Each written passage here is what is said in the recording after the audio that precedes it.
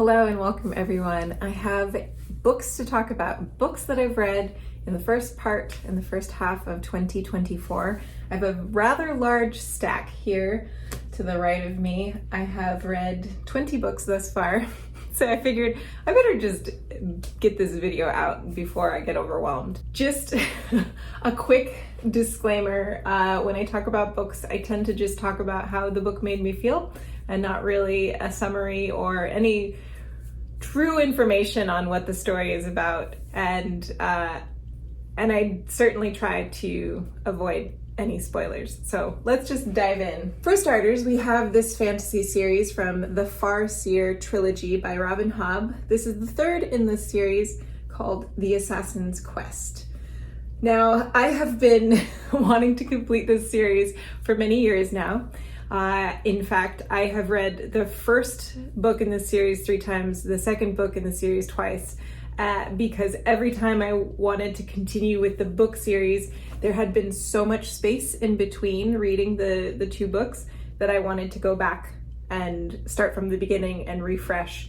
I didn't do that this time with this book because I felt like I was never going to get this series done. And even though it's been over a year since I read the second book, I was able to remember things as the story progressed. So I actually didn't need to go back and reread those books so many times. It's a very dense series, and I really, this third book, for probably 2/3 of the book, I was just very frustrated with the main character, Fitz's chivalry, and his very, very impulsive decisions. And I recognize that he had just come through a really horrendous trauma, and that was a lot to unpack, but he just kept making really rash, impulsive decisions that had huge, huge consequences that impacted himself and others as well. And it was just very, very frustrating to see him keep doing that over and over and over,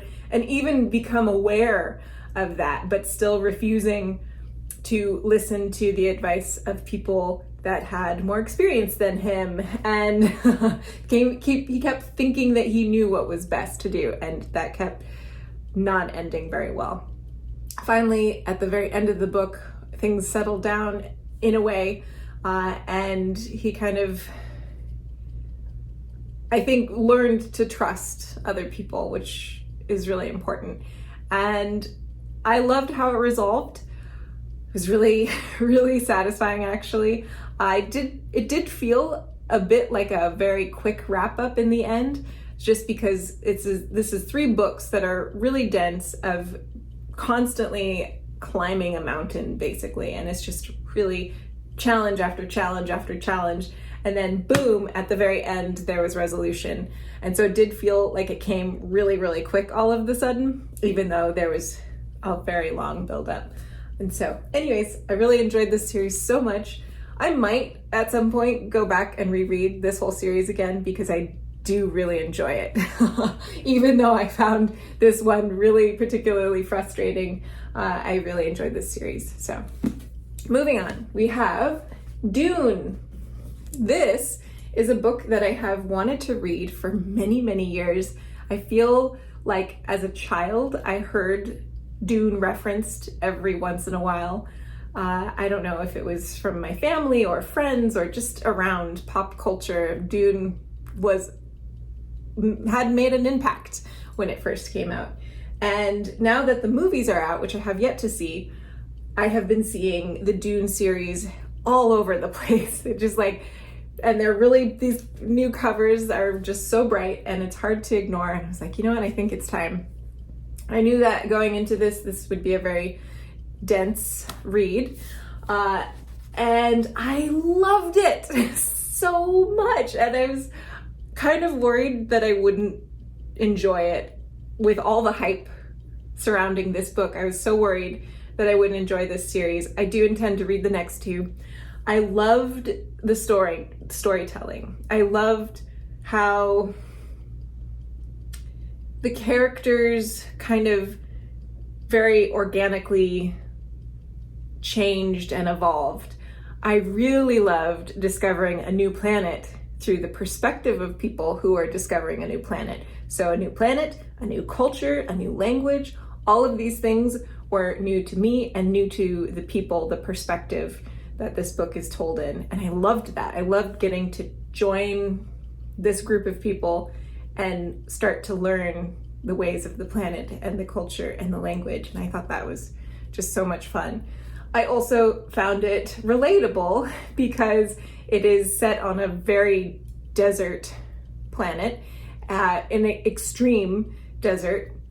And while my desert, the Sonoran Desert that I live in, is actually the most diverse desert in the planet, it is still a desert, and water is still something that we think about on a regular basis because it just doesn't, it's extremely rare.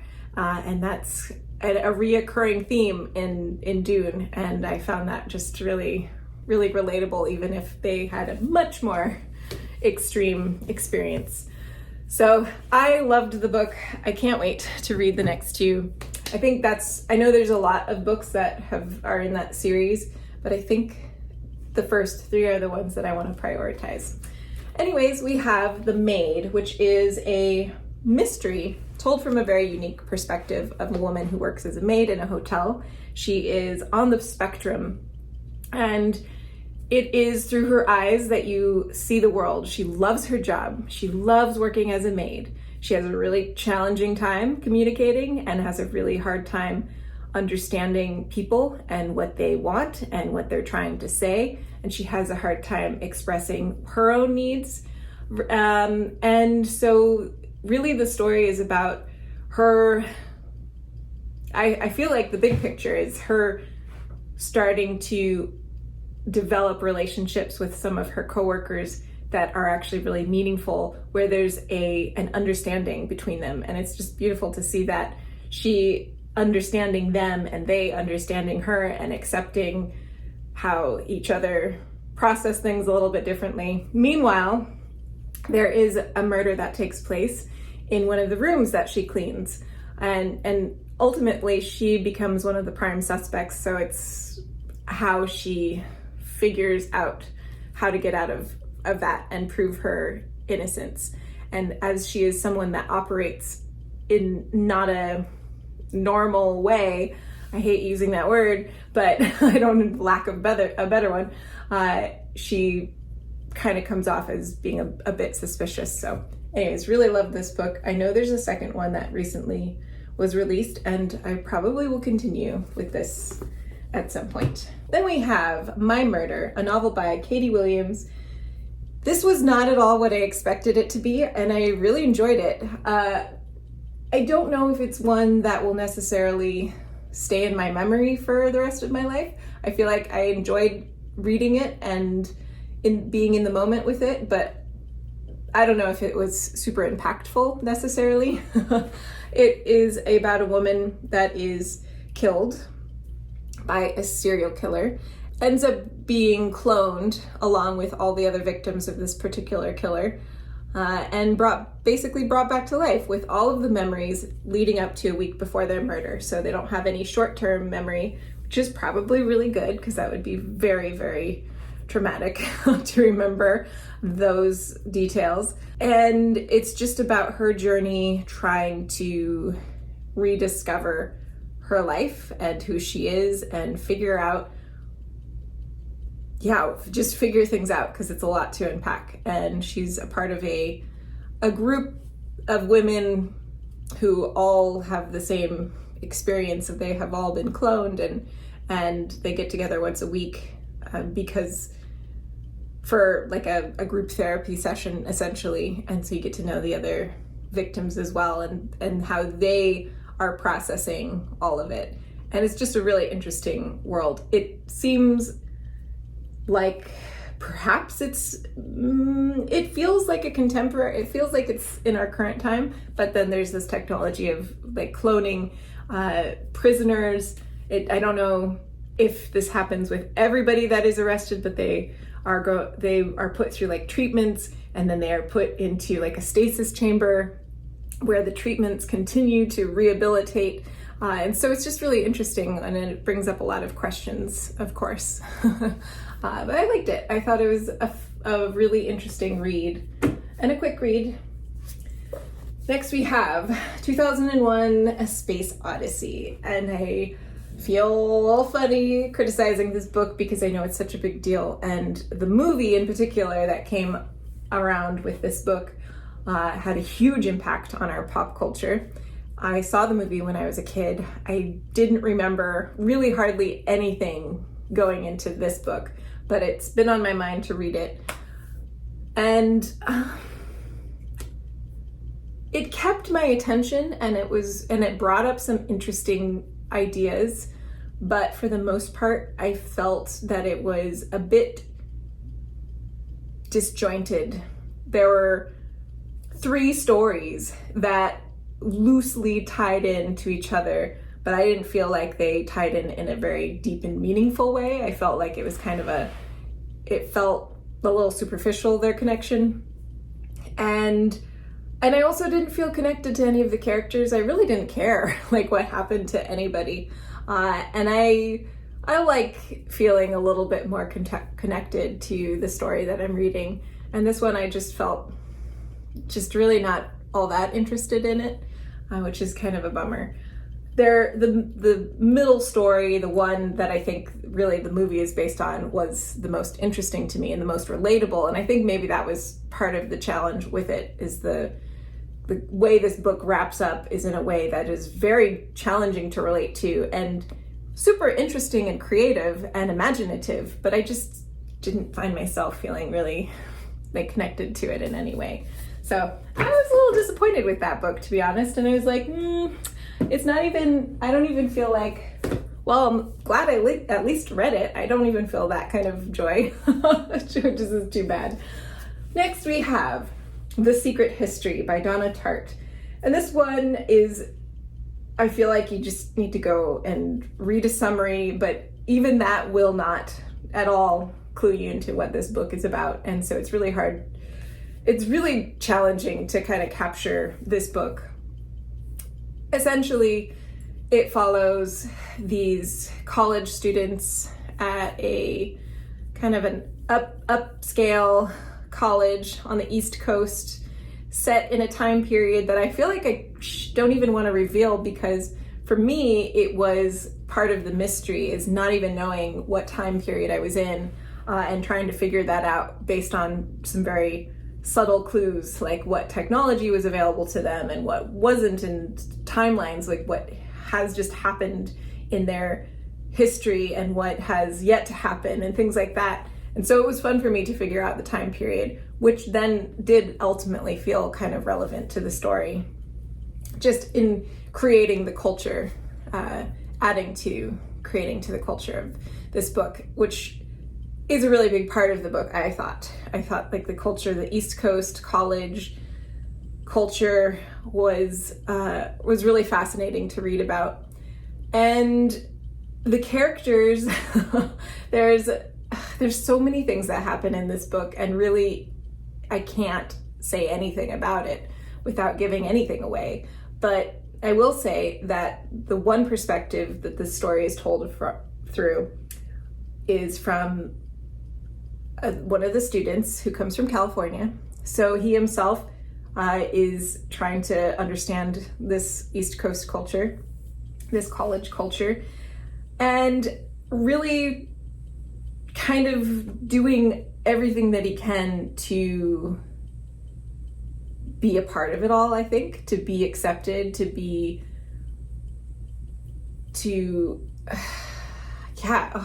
book is this. There's just so much.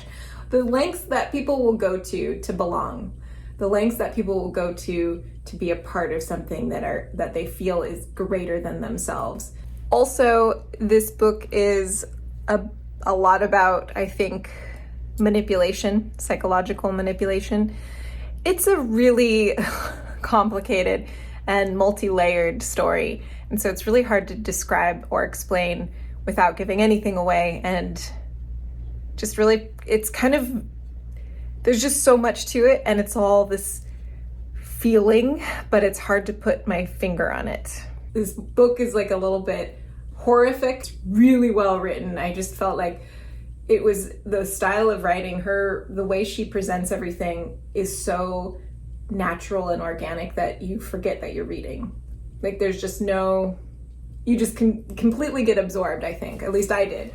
And everything that the main character felt, I felt like I was very easily persuaded by his own feelings and perspectives and his relationships. When he was on good terms with his peers, I appreciated those people. When he was disgusted and angry and hateful of his peers, I also felt that way and was so ready to be done with it all, just as he was so ready to be done with it all.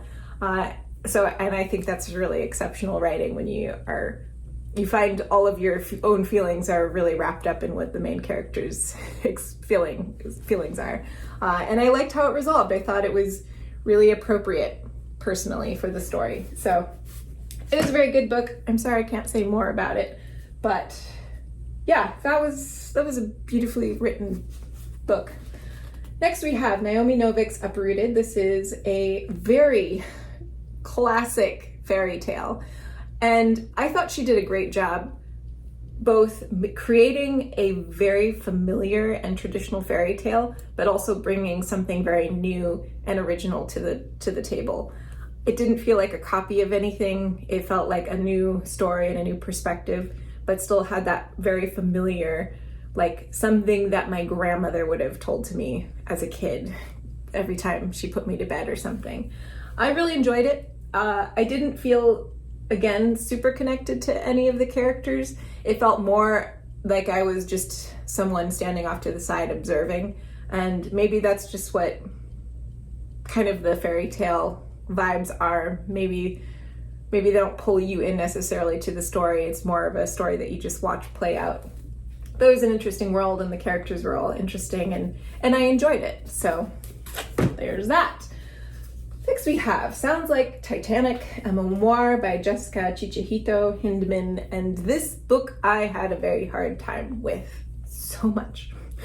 So it's a really interesting experience that this woman is writing about, her own experience. She grew up playing the violin and working towards becoming a professional solo violinist. When she got to college, she realized it's a very competitive world that she just would never be good enough. And so she kind of shifted gears, abandoned her lifelong dream, and focused on something else. Her life is a big mess, and that was hard to read. But anyways, she gets this opportunity to work as a violinist, going on tour, performing this very generic orchestral music that people constantly remark, that sounds very familiar. That sounds kind of like the soundtrack to the Titanic, which is where the title comes from. And so it's that kind of very generic, but approachable and palatable and understandable music that becomes really popular. And so people that aren't necessarily into classical music, it's something that they can relate to and absorb, and it becomes really popular, and they sell thousands and thousands and thousands of CDs. But here's the catch. She is playing the violin, except the audience doesn't actually hear any of the live musicians playing. The audience is hearing a soundtrack that was pre-recorded by a group of better performers, better, more professional musicians. And so they are essentially lip syncing every single performance. So on the one hand, she finally accomplishes her lifelong dream, but on the other hand, she feels very much a fraud because they're not even clapping for her playing. And so it's very interesting. However, it's told in the second perspective, in which you are experiencing this. You are feeling this way. You are having the panic attack. You did this wrong. Oh gosh, that was so hard. It felt so aggressive and accusatory. And as she deals with a lot of anxiety and has panic attacks, and as someone that has panic attacks and deals with a lot of anxiety, being pulled into that space and reminded of how you are feeling, I felt so much anxiety reading this book. I actually took a break probably near the end, read something else, And then when I finished with that book, I went back to this book because I really hate like leaving things unfinished. But man, I did not like that at all. That was a terrible feeling. It's terrible to be pulled into that anxious space. It's terrible to feel a panic attack. They're horrible. And so to feel being dragged into that was just kind of awful. So very interesting story.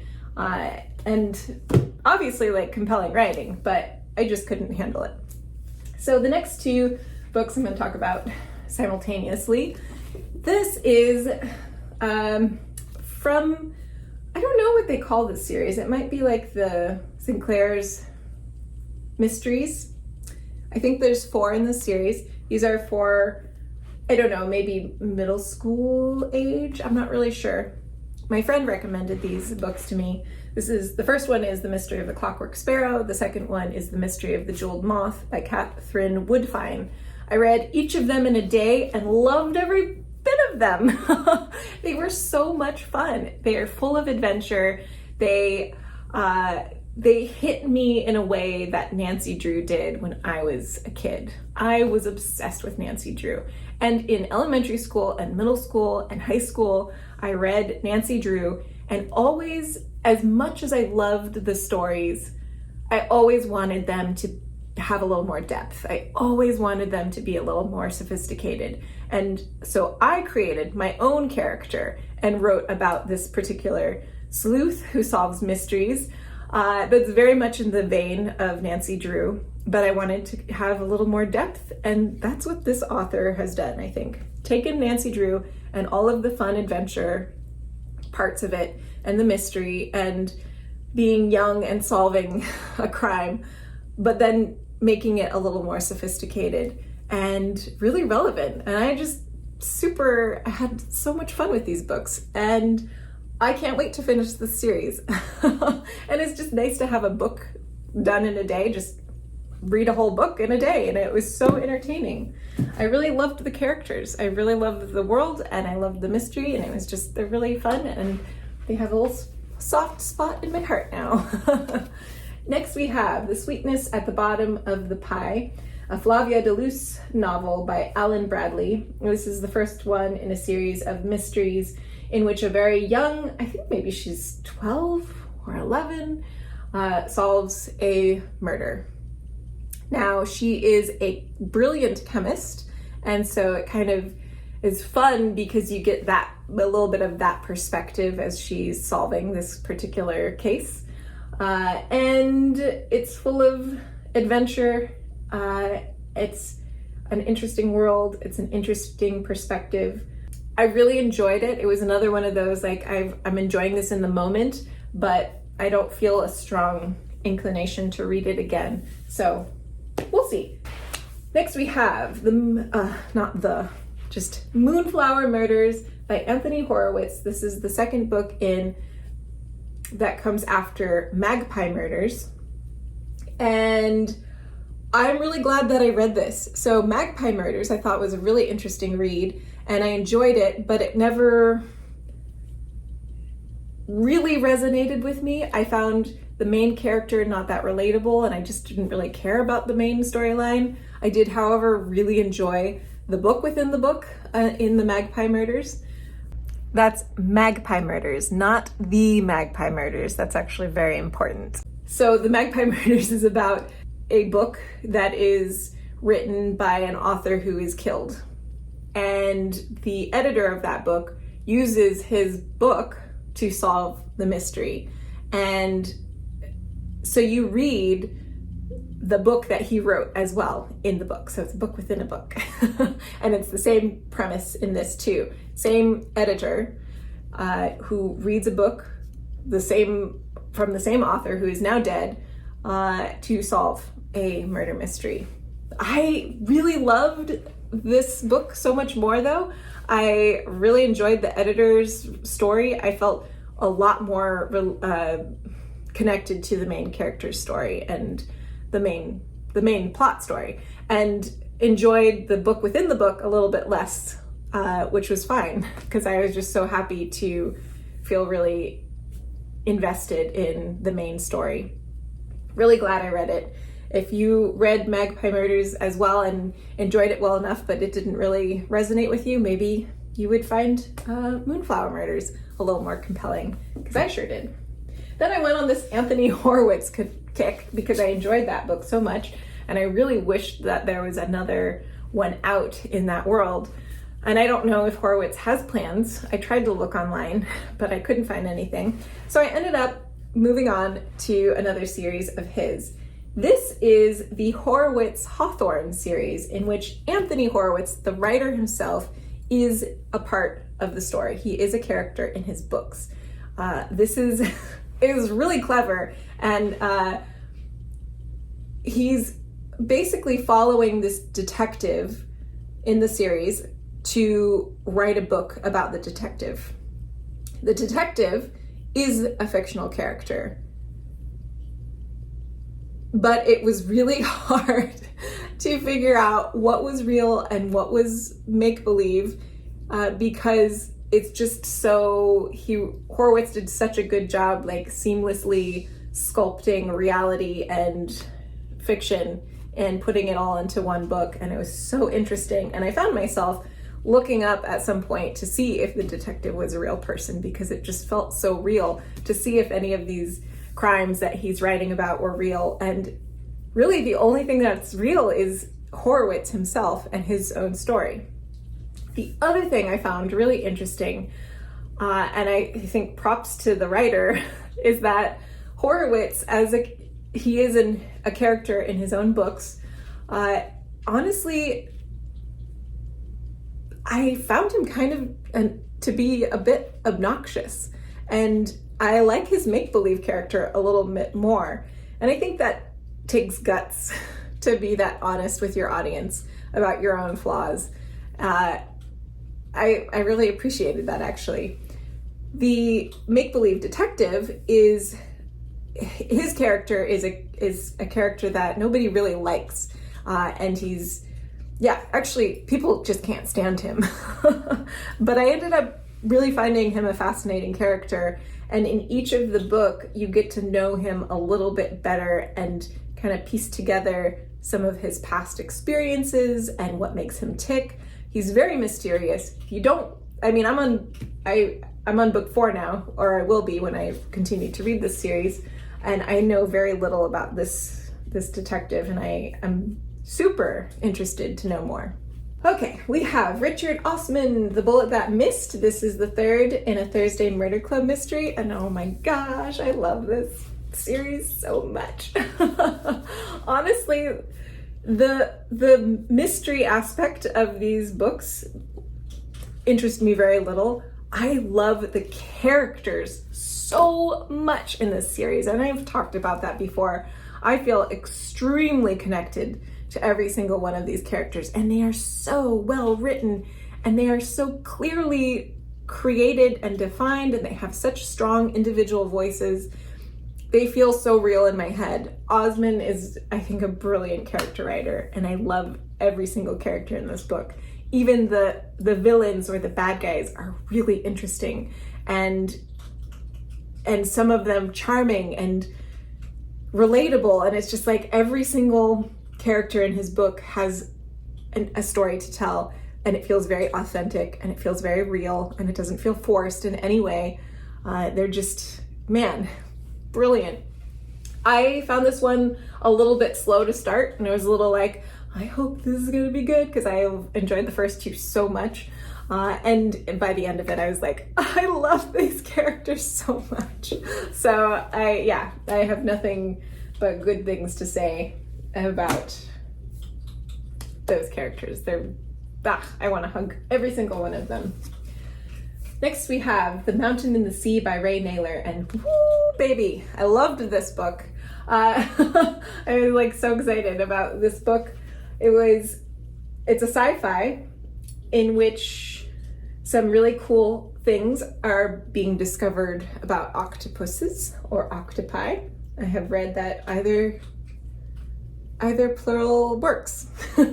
So yeah, the octopi in this story are really advanced, and honestly, it's pretty sad, this future world, this future Earth. There's very little ocean life left, and there are AI people, which I found really fascinating. Anytime actually that there's like an artificial intelligence aspect, which is why I thought I would enjoy 2001 so much. I get really excited and intrigued. I just love the idea of AI.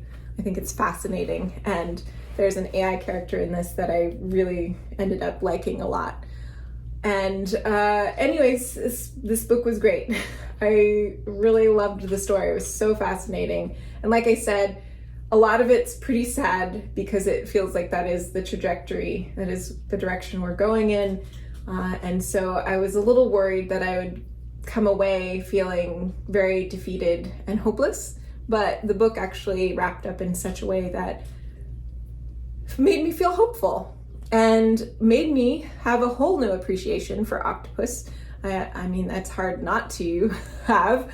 I think they're incredible creatures, and everything that was written about them in this story feels very real and believable, and it doesn't feel at all like a big stretch for octopus to evolve in the way that they do in this book. Also, the cover art is just really phenomenal. Next we have Four of the Worlds by H.G. Wells. Speaking of cover art, oh my gosh, this is illustrated by Edward Gorey, and it is just the most beautiful book copy. I love the colors, I love the illustrations, and at the beginning of every chapter, you have a really beautiful illustration to look at. I have heard the radio play. I have heard podcasts documenting everything that happened when the radio play was first on the air. And I've wanted to read this book for a long time. The Time Machine, also by H.G. Wells, is one of my absolute favorite books. In fact, it has one of my absolute favorite book scenes ever that I think about a lot. I just love that book so much. And so I was excited to read another H.G. Wells book, and this one did not disappoint. It's really simple, but somehow very impactful. And I'm very glad that I read this book. And it might be a book that I read again in the future. And yeah, I don't have much else to say about it. It was really good. Then we have The Enigma of Room 622. This is by Joel Dicker. It's another mystery novel. And this one I found both really interesting and a little bit frustrating. So I read a couple of years ago another book by this author called The Truth About the Harry Kubert Affair. And that one was such a twisty, turny book, but done in a way that felt very natural and not forced at all. They didn't feel like twists just for the sake of twists. It just was really easy to assume that you knew the direction that the book was going in, and then you realize that you just misunderstood everything. So this was very much like that. Now, at the very beginning of the book, you are introduced to a murder, but you don't know who the victim is. And then for the bulk of the book, you're actually reading about all the events leading up to the murder. So I thought that was really interesting. I did find it a little frustrating towards the end when I still didn't know who the victim was. And now I have read all of these people's lives and feel really connected to them and invested in their lives, that I was frustrated that I didn't know which one of them was going to be the murder victim and which one of them was going to be the murderer. And so I was like, all right, come on, let's just get on with it already. But ultimately, I really enjoyed it. That was a very creative way of storytelling and writing a mystery. And then last but not least, just in time as my voice is starting to get a little hoarse, I feel like this is the most I've talked in a long time, we have a book by Josephine Tay, The Daughter of Time. Now, this, I believe, is the 5th in her series with this particular Inspector Alan Grant of Scotland Yard. At first, I was like, I don't know how I feel about this. I don't know if I care that much about this story. But by the end of it, I really enjoyed it. And it's very, very simple, but so fun and full and really an unexpected ending. Basically, the inspector in this book is in the hospital, and so the entire book takes place in his hospital bed. So it has a bit of Rear Window vibes, which is definitely my favorite Hitchcock movie. And so I like that about it. I think she did a great job making it interesting when there's just basically a single scene throughout. I will say I loved the end. It was such a fun and humorous way to end a murder mystery. And I would like to read more Josephine Tay mysteries or Inspector Alan Grant mysteries. I don't know how they'll play out because this one he's solving a 500-year-old crime, which is actually ended up being really fun. And it was about a subject that I didn't think I would have that much interest, but I ended up really enjoying it. So that is it. Thank you all for watching, and I'll see you in another video in the future. Bye. And now I gotta pick up this mess.